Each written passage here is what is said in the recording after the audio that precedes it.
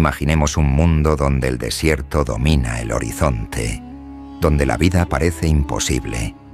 Y sin embargo, en medio de la aridez surge un río inmenso que se convierte en la arteria de una de las civilizaciones más grandiosas que la humanidad haya visto: el antiguo Egipto.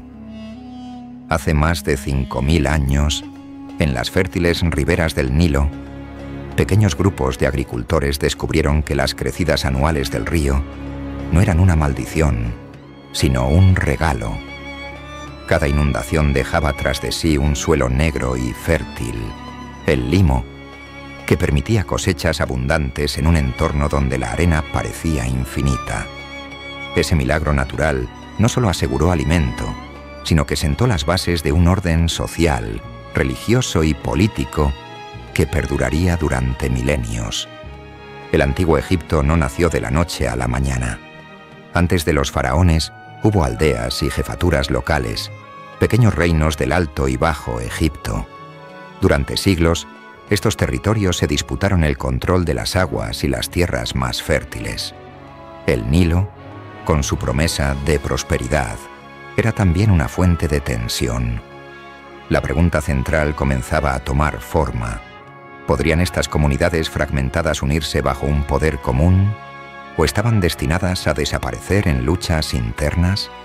Y entonces apareció un personaje decisivo: Narmer, también conocido como Menes, quien alrededor del 3100 a.C.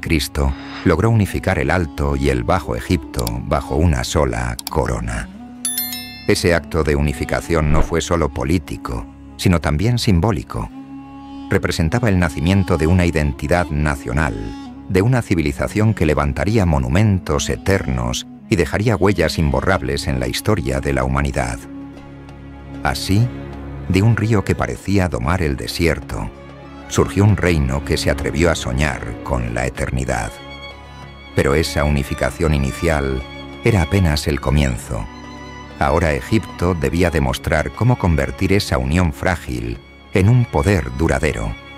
Y es allí donde empieza su auge. ¿Qué ocurre cuando un pueblo descubre que la naturaleza puede ser domada y puesta al servicio de la eternidad? Con la unificación lograda, Egipto entró en su primera gran etapa de esplendor, el Imperio Antiguo. Aquí los faraones no eran simples reyes, eran considerados dioses vivientes, intermediarios entre lo humano y lo divino.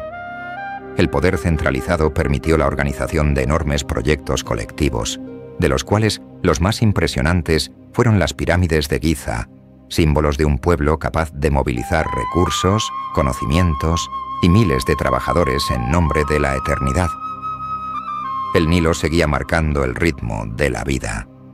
Sus crecidas ordenaban el calendario agrícola, sus aguas servían como autopista natural y su fertilidad sostenía a millones.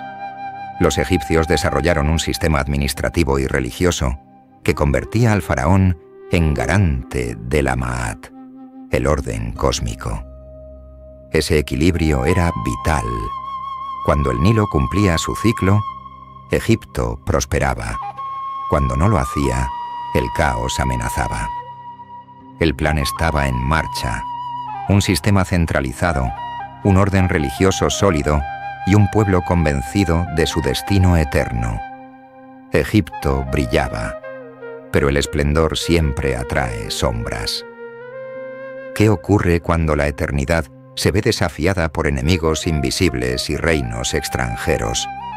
Tras siglos de grandeza, Egipto enfrentó sus primeras fracturas.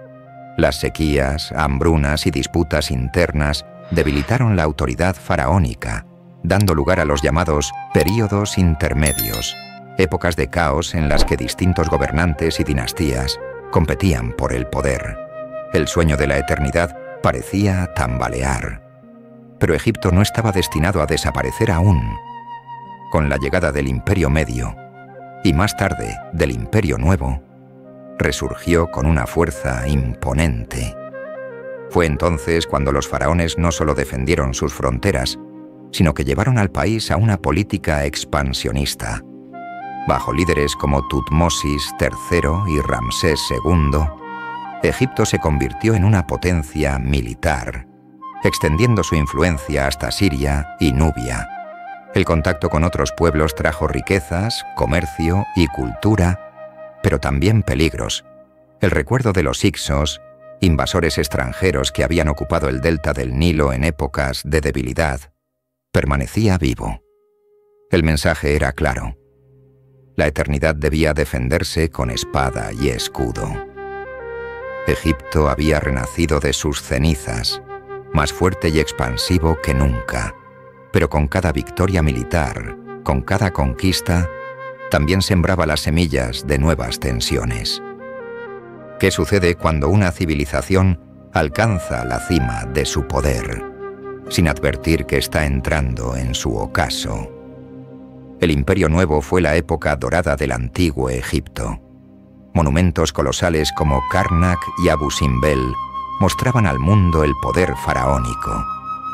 Reinas como Hatshepsut demostraban que incluso una mujer podía gobernar con mano firme, y personajes legendarios como Akenatón y Nefertiti intentaron transformar radicalmente la religión.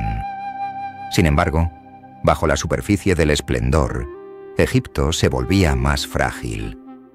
Las campañas militares agotaban recursos, las tensiones religiosas dividían al pueblo, y la burocracia crecía más pesada. La gloria de Ramsés II, tras la batalla de Kadesh, ocultaba un hecho. El equilibrio era cada vez más difícil de sostener. El Nilo seguía fluyendo, pero los vientos del cambio soplaban desde fuera.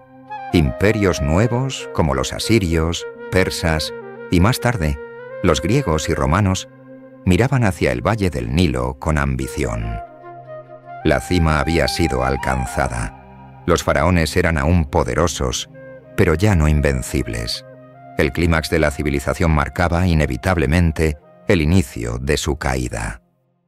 ¿Qué ocurre cuando una civilización que parecía eterna se enfrenta a fuerzas que ya no puede controlar? La grandeza de Egipto, cimentada en milenios de historia, comenzó a resquebrajarse lentamente.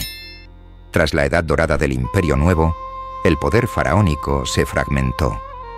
Los sacerdotes de Amón en Tebas disputaban autoridad, mientras gobernantes extranjeros aprovechaban las divisiones internas. Los asirios atacaron con brutalidad, los persas lo convirtieron en satrapía, y finalmente, Alejandro Magno entró en Egipto en el 332 a.C., siendo recibido no como un invasor, sino como un libertador frente al yugo persa.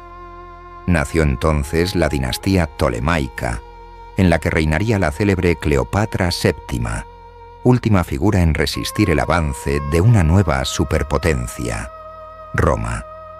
Con la derrota de Cleopatra y Marco Antonio frente a Octavio en el 31 a.C., Egipto dejó de ser reino independiente para convertirse en provincia romana.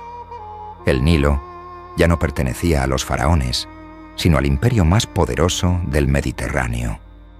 Así, una civilización que había durado más de 3 milenios llegó a su fin político, pero su legado, lejos de extinguirse, apenas comenzaba a proyectarse en el mundo. El antiguo Egipto no desapareció con sus reyes. Sus dioses, sus templos, sus jeroglíficos y sus monumentos siguieron inspirando a generaciones futuras.